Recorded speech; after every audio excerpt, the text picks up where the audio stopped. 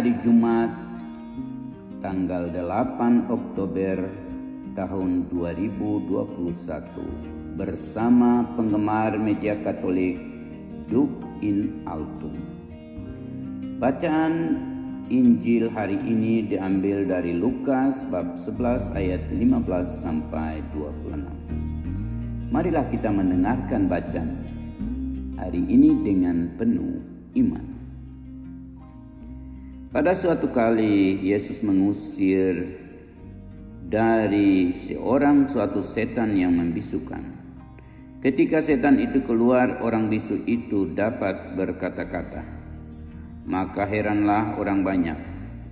Tetapi ada di antara mereka yang berkata, ia mengusir setan dengan kuasa Beelzebul, penghulu setan. Ada pula yang meminta suatu tanda dari surga kepadanya untuk mencobai dia. Tetapi Yesus mengetahui pikiran mereka lalu berkata, setiap kerajaan yang berpecah-pecah pasti binasa, dan setiap rumah tangga yang terpecah-pecah pasti runtuh. Jikalau iblis itu juga terbagi-bagi dan melawan diri sendiri, bagaimanakah kerajaannya dapat bertahan? Sebab kamu berkata bahwa aku mengusir setan dengan kuasa Beelzebul. Jadi jika aku mengusir setan dengan kuasa Beelzebul, dengan kuasa apakah pengikut-pengikutmu mengusirnya? Sebab itu merekalah yang akan menjadi hakimmu. Tetapi jika aku mengusir setan dengan kuasa Allah, maka sesungguhnya kerajaan Allah sudah datang kepadamu. Apabila seorang yang kuat dan yang lengkap bersenjata menjaga rumahnya sendiri, maka amanlah segala miliknya. Tetapi jika seorang yang lebih kuat daripadanya menyerang dan mengalahkannya, maka orang itu akan merampas perlengkapan senjata yang diandalkannya dan akan membagi-bagikan rampasannya. Siapa yang tidak bersama aku, ia melawan aku, dan siapa tidak mengumpulkan bersama aku, ia mencerai-beraikan. Apabila roh jahat keluar dari manusia, ia pun mengembara ke tempat-tempat yang tandus mencari perhentian. Dan karena ia tidak mendapatnya, ia berkata, aku akan kembali ke rumah yang telah kutinggalkan itu. Demikianlah sabda Tuhan. Terpujilah Kristus. Marilah kita hening sejenak untuk memohon terang ilahi agar kita dapat meresapi isi bacaan suci ini dengan hati yang gembira. Bapak, Ibu, Saudara, Saudariku terkasih, di dalam Injil suci hari ini yang agak panjang berbicara tentang banyak hal. Namun kita akan merenungkan beberapa hal pokok yang barangkali sesuai dengan situasi hidup kita saat ini, yaitu mengenai hal yang baik dan hal yang buruk. Saya mengundang kita semua untuk mengenang semua orang yang lagi ditimpa oleh pandemi, mulai dari dalam keluarga kita, sahabat, dan rekan-rekan kerja kita.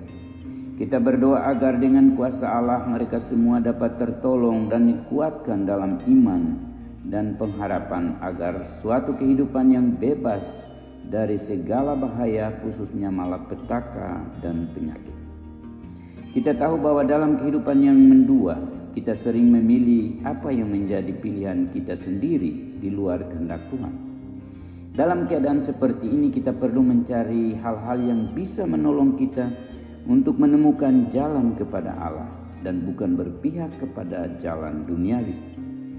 Banyak orang dalam keadaan yang kelam tanpa pikiran yang sehat karena didera oleh pandemi atau sakit penyakit yang datang silih berganti, membuat dia sulit menyerahkan diri kepada Tuhan secara utuh karena terlalu memfokuskan dirinya dalam penderitaan tanpa mengandalkan Yesus sebagai pembebas utama. Ada satu pengalaman menarik. Pada suatu hari seorang suster tua mengatakan demikian, Pater, saya lupa menyerahkan sakit yang saya derita sebagai persembahan hidup saya kepada Kristus Tuhan yang telah menderita banyak untuk saya. Serta-merta saya ingat akan kata-kata Santa Teresa dari kanak-kanak Yesus, bahwa segala perbuatan baik kita, walau sekecil apapun, itu adalah persembahan kepada Tuhan, terutama kesabaran menanggung segala penderitaan hidup kita. Sejenak saya terdiam dan merenungkan kata-kata suster tua itu. Bapak, Ibu, Saudara, Saudari yang terkasih, dalam Injil hari ini Lukas 11:24 mengatakan bahwa roh jahat itu tetap mengembara di dunia, dan sekali kelak dia akan kembali ke tempat di mana ia tinggalkan. Berarti dia sudah lewat di tempat itu. Dengan demikian kita menyadari bahwa iblis itu tetap ada di sekitar kita. Sebagai manusia kita akan tetap tergoda untuk menjadi orang-orang yang lemah, sakit, dikuasai iblis, pendosa, dihantui oleh roh-roh jahat dan lain sebagainya. Dan karena itu harapan kita satu-satunya adalah Yesus sebagai kekuatan kita.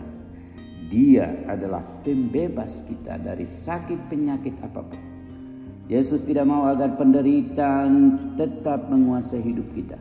Nah, secara jujur ketika kita kembali ke dalam diri kita sendiri, betapa banyak hal yang tidak layak kita pendam dalam diri kita.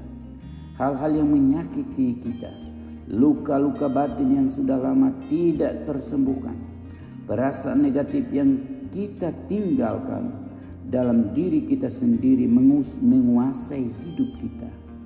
Karena itu kita membutuhkan Yesus Tuhan kita untuk menyembuhkan kita, mengisi hidup kita dengan rahmat kesembuhannya, lewat sabdanya, lewat ekaristi, lewat doa-doa kusuk yang kita lakukan, lewat devosi kita kepada Bunda Maria.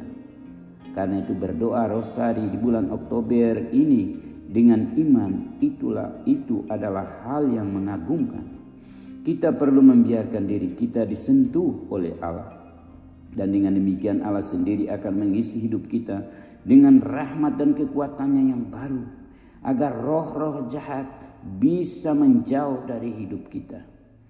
Bapak, Ibu, Saudara, Saudariku terkasih, penggemar media Katolik Dukin Altum yang terkasih, mari kita beranjak lebih ke dalam lagi untuk menikmati rahmat Allah secara lebih nyata, dengan mengosongkan diri dari segala perbuatan yang tidak halal menurut ajaran Tuhan dan guru kita, Yesus Kristus.